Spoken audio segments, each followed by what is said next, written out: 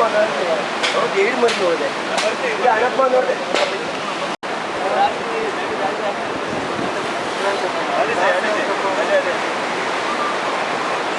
ಮತ್ತೆ ಫೋನ್ ಮಾಡ್ತೀನಿ ಮತ್ತೆ ರಾತ್ರಿ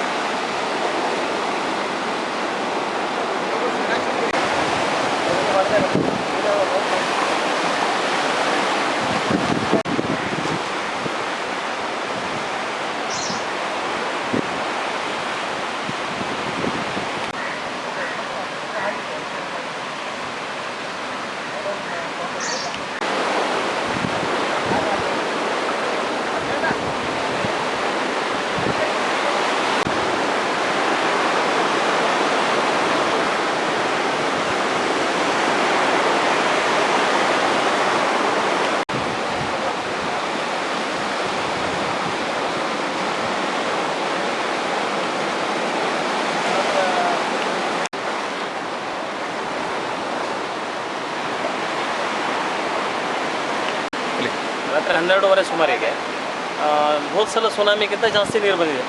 ಆಮೇಲೆ ಪಾತಿ ಅಂತ ಹೇಳಿದರೆ 16-17 ಸಾವಿರ ರೂಪಾಯಿ ಬೀಳ್ತದೆ ಒಂದಕ್ಕೆ. ಪಾತಿ ಅದ್ರ ಸಂಗಡ ಬಲೆ, ಆಮೇಲೆ ಮತ್ತು ಏನು ಪಾತಿಯಲ್ಲಿ ಸಟ್ಟಿ ಇರ್ತದೆ ಸಟ್ಟು ಸಹ ಪೂರ್ತಿ ಹೋಗಿದೆ.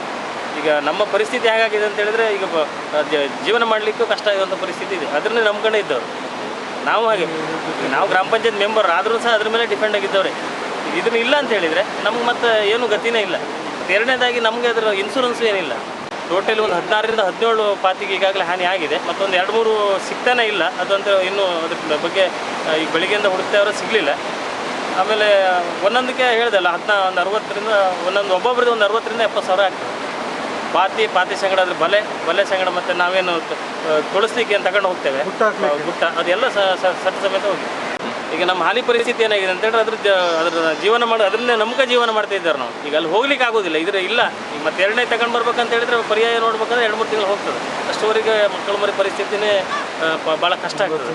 ಅದಕ್ಕಾಗಿ ಸರ್ಕಾರ ಕೂಡಲೇ ಏನಾದರೂ ಒಂದು ಪರಿಹಾರ ಮಾಡಬೇಕು.